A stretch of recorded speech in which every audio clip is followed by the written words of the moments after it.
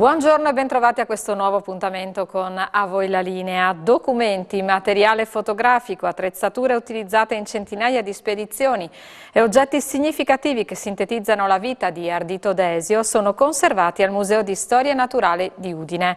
La famiglia del famoso geologo palmarino ha affidato tutto l'archivio storico al capoluogo friulano. Sentiamo. L'archivio di Ardito Desio trova collocazione al Museo di Storia Naturale. Il Comune aveva annunciato da tempo questa possibilità e ora finalmente ci siamo. Ne parliamo con l'assessore alla cultura Fabrizio Cigolot. Che cosa rappresenta per il Comune di Udine poter disporre di questo archivio? Rappresenta un patrimonio di documentazione, di cimeli, di studi, di libri, di ricerche, di una vita di un straordinario conterraneo friulano, Ardito Desio, una persona che ha attraversato tutto il mondo perché è arrivato dappertutto, primo friulano ad arrivare in Antartide, scalatore del K2, insomma uno scienziato di prim'ordine che attraverso la gentile disponibilità della figlia e della famiglia può essere messo a disposizione di tutti. Ecco, questo è importante che questo patrimonio venga catalogato, è nostra intenzione di procedere all'informatizzazione in modo tale che anche questi documenti siano fruibili in rete, per valorizzare queste ricerche e questi studi che poi fondano la nostra moderna geologia. Io credo, non sono un esperto, però di fatto è un riferimento scientifico imprescindibile. E con noi c'è anche la figlia di Ardito Desio, Mariela Desio. Che cosa ha portato qui al Museo di Storia Naturale? Devo dire che ho raccolto tutto quello che ho trovato in casa e all'università di mio padre. Sono stati circa tra i 250 e i 300 scatoloni che hanno girato un pochino prima di arrivare qui. Sono stati 20 anni ospiti del CAI sezione di Roma. Poi bisognava che li gestissi io vado avanti con gli anni, le figlie hanno famiglia e diventava difficile. Tutti i friulani mi hanno detto che doveva andare in Friuli.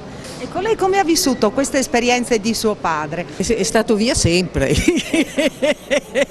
che devo dire, io lo ricordo spesso in viaggio, andata e ritorno, quindi poi racconti di dove era andato, quello che magari era venuto, poi li ha scritti tutti d'altra parte perché lui scriveva tutto. I diari d'altra parte ce ne ho circa 80 manoscritti, scritti a 5.000 metri piuttosto che a 50 gradi nel deserto e sono stati appunto raccolti in un libro, i diari di Ardito Desio. Il primo volume arriva a 52-53, il secondo uscirà entro l'anno 54-55. E ora scendiamo nei particolari della rassegna, come è stata organizzata proprio con Giuseppe Muscio, già appunto responsabile, direttore del Museo di Storia Naturale. Noi abbiamo riorganizzato ciò che Mariela e le sue figlie avevano già perfettamente messo in ordine.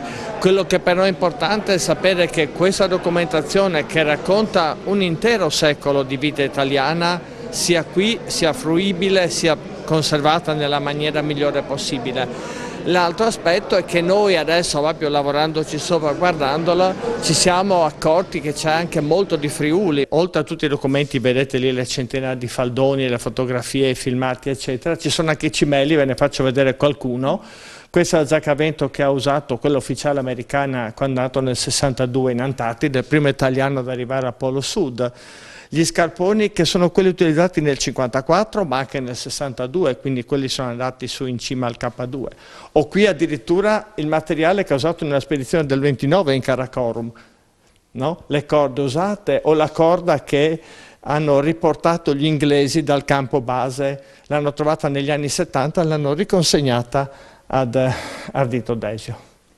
Ecco, e poi vediamo appeso praticamente il Gran Pavese. Questo è il Gran Pavese che ha accompagnato tutta la spedizione del 54, quindi quello che stava fuori della tenda del capo spedizione, che poi non è che fosse una tenda particolarmente comoda, lo si vede nella foto, no?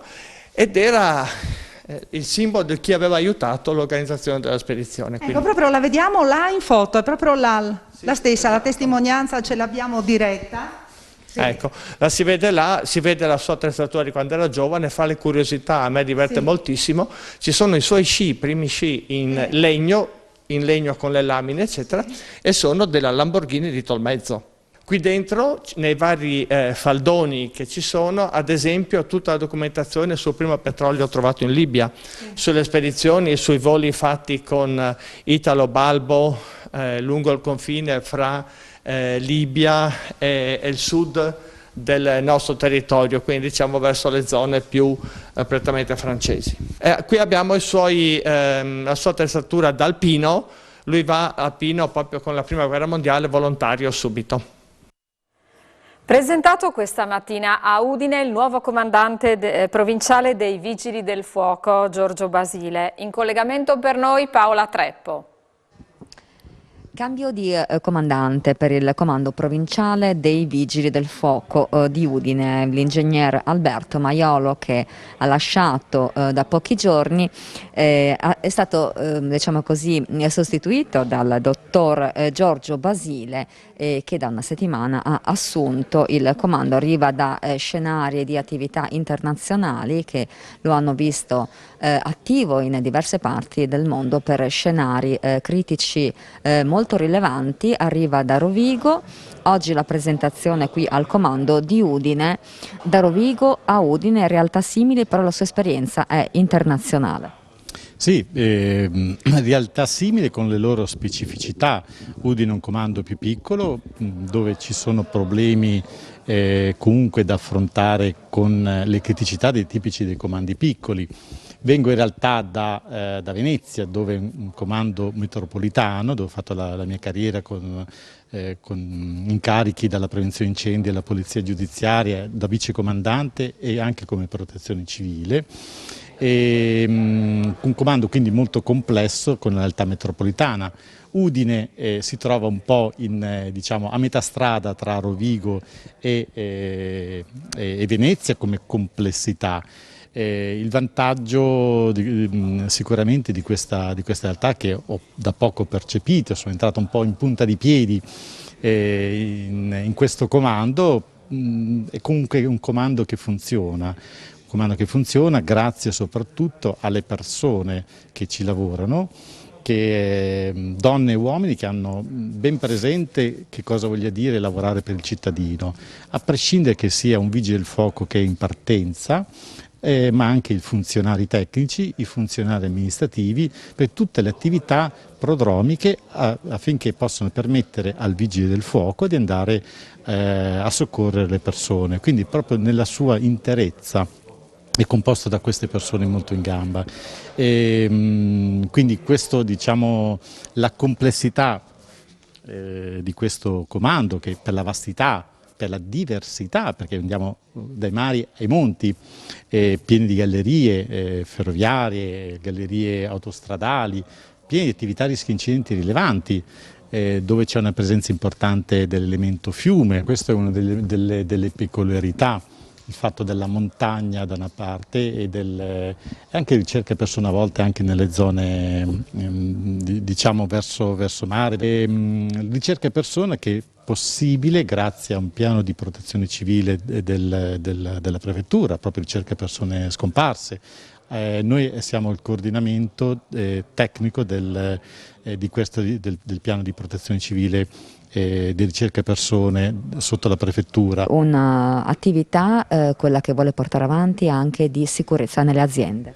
Certo, sicurezza nelle aziende legata alla sicurezza nei luoghi di lavoro in modo particolare, sia dal punto di vista della prevenzione incendi, perché ovviamente c'è un'attività per prevenire gli incendi, un'attività codificata anche dal codice di prevenzione incendi e che lo possiamo sviluppare anche sia sulle presenze sul territorio con sopralluoghi, sia anche con attività di seminari, di formazione, e dall'altra parte anche con un aspetto della polizia giudiziaria che fa parte del nostro essere vigili del fuoco, quindi dove ci dovesse essere delle criticità in seguito a esposti o anche in seguito a incendi, il nostro ruolo è anche quello di polizia giudiziale, quindi diciamo, emerge l'aspetto investigativo finalizzato alla ricerca del reato.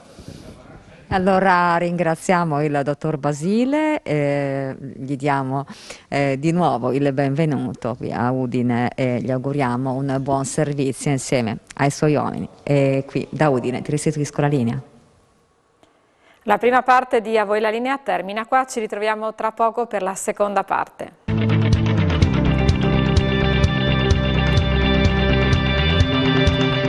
Ed eccoci nuovamente assieme. È stata presentata a Gorizia Gusti Off, l'iniziativa enogastronomica organizzata dal Comune che si svolgerà in centro città dal 23 al 26 settembre. Sentiamo.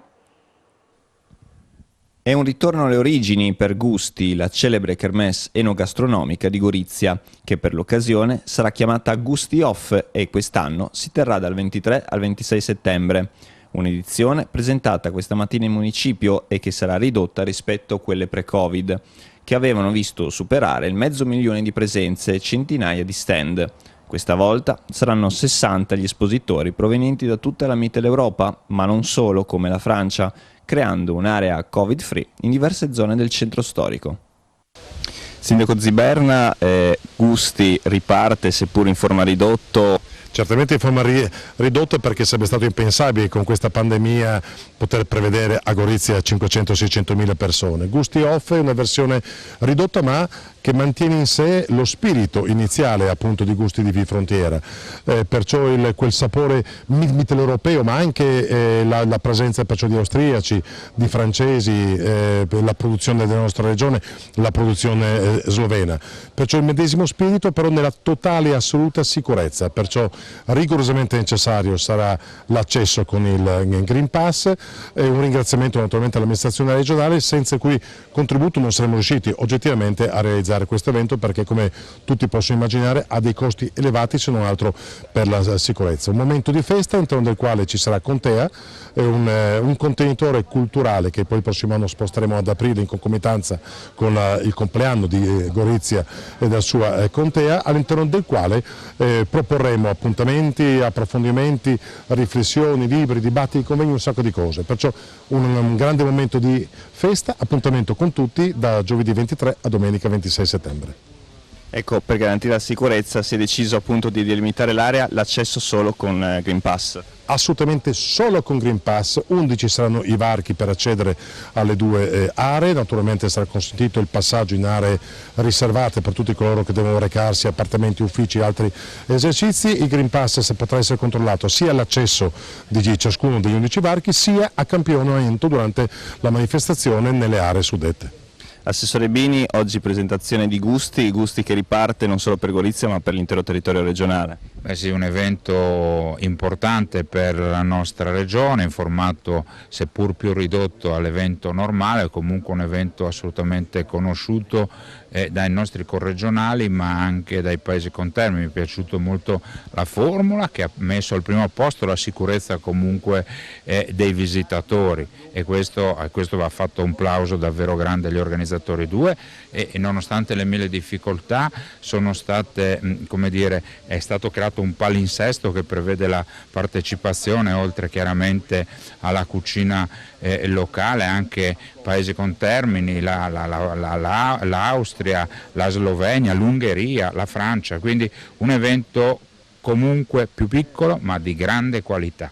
In un Friuli Venezia Giulia che è ripartito in maniera molto importante da un punto di vista delle presenze e dell'indotto anche poi derivante dalle stesse economico per le attività produttive legate al turismo, quindi stiamo lavorando a pancia a terra, stiamo mettendo importantissime regioni, 100 milioni di euro circa per quanto riguarda lo sviluppo turistico della nostra regione, abbiamo le idee molto chiare e le amministrazioni comunali come Gorizia ci stanno aiutando in maniera egregia, quindi un Friuli Venezia Giulia sempre più proiettato verso il futuro, un Friuli Venezia Giulia che sempre più sarà una regione accogliente e ricercata dai turisti non solo del nostro paese ma di tutto il mondo. E quest'anno raggiungeremo il record di presenze di austriaci di sempre nella nostra regione.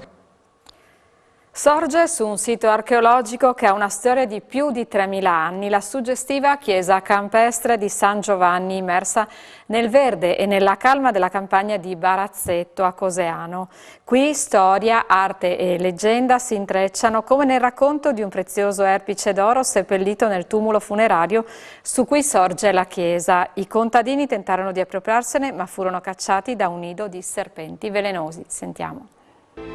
La chiesetta di San Giovanni in Silvis a Barazzetto di Coseano, una chiesetta che ha origini lontanissime nel tempo e che, come tante altre chiese e opere di architettura minore, non si può leggere solo dal punto di vista artistico ma anche etnografico, legandole a quelle che sono la storia proprio di un sito. In questo caso un sito che rimanda addirittura a 3000 anni fa, quando comparvero delle tombe a tumulo, mutare, e probabilmente erano luogo di sepoltura di importanti capi tribù. Sulla mutare, a distanza di secoli e secoli, ci furono altre sepolture che risalgono al I al II secolo d.C. di origine romana e che attestano in qualche modo la presenza di case romane nel luogo, ma anche il legame che l'uomo ha con certi siti, con certi luoghi che emanano spiritualità.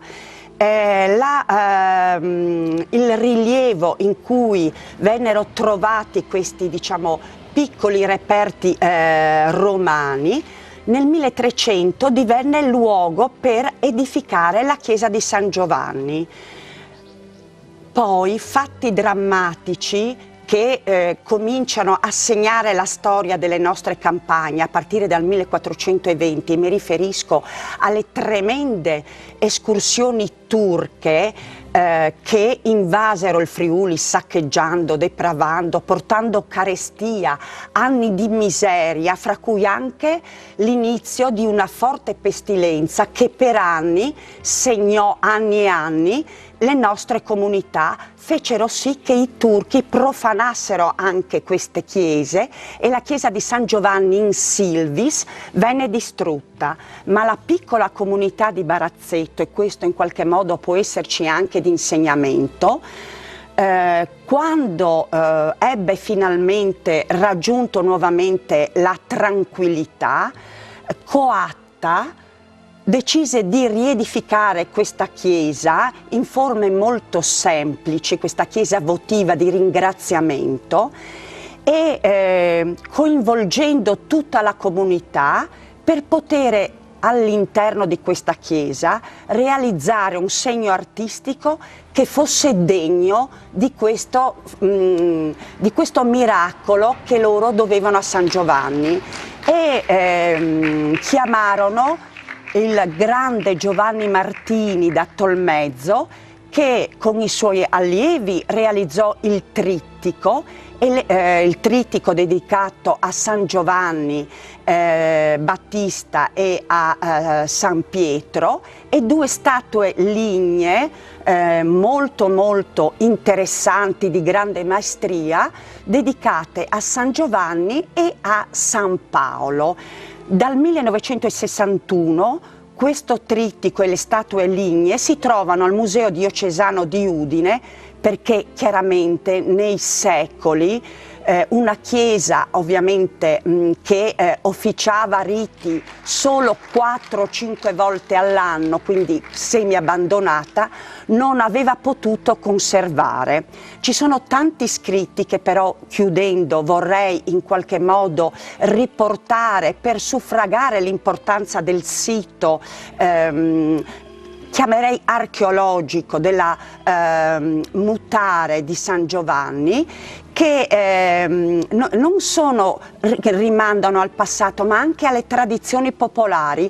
C'è una favola bellissima che Lucio Peressi riportò in Sotlanape nel 1958, che racconta, questa favola gli fu tramandata dal nonno, che probabilmente sotto questo cumulo c'è un erpice d'oro, e chiaramente questo creò la suggestione, la fantasia da parte di molti abitanti di Barazzetto, anche nella loro ingenuità tentarono di demolire il tumulo per arrivare all'Erpice d'Oro. Ma i due villici che furono i protagonisti di questo evento vennero spaventati quasi a morte da un covo di serpenti ferocissimi che li fecero allontanare, e questo narrano appunto le nostre favole popolari. E direi che passando proprio in questi luoghi della memoria ricchi di un'anima spirituale, uno trova l'equilibrio e la pace che per secoli e secoli e stratificazioni hanno unito uomini di culture e provenienze anche diverse. Non solo castelli a Strassoldo, ma anche un piccolo gioiello d'arte sacra è la chiesetta di Santa Maria in Vineis, che trae il suo nome dalla storica e vasta presenza, tutto attorno, di terre coltivate a vigneti. Gli interni sono stati decorati con affreschi che riprendono anche brani tratti dai Vangeli apocrifi. L'abbiamo visitata per voi, vediamo.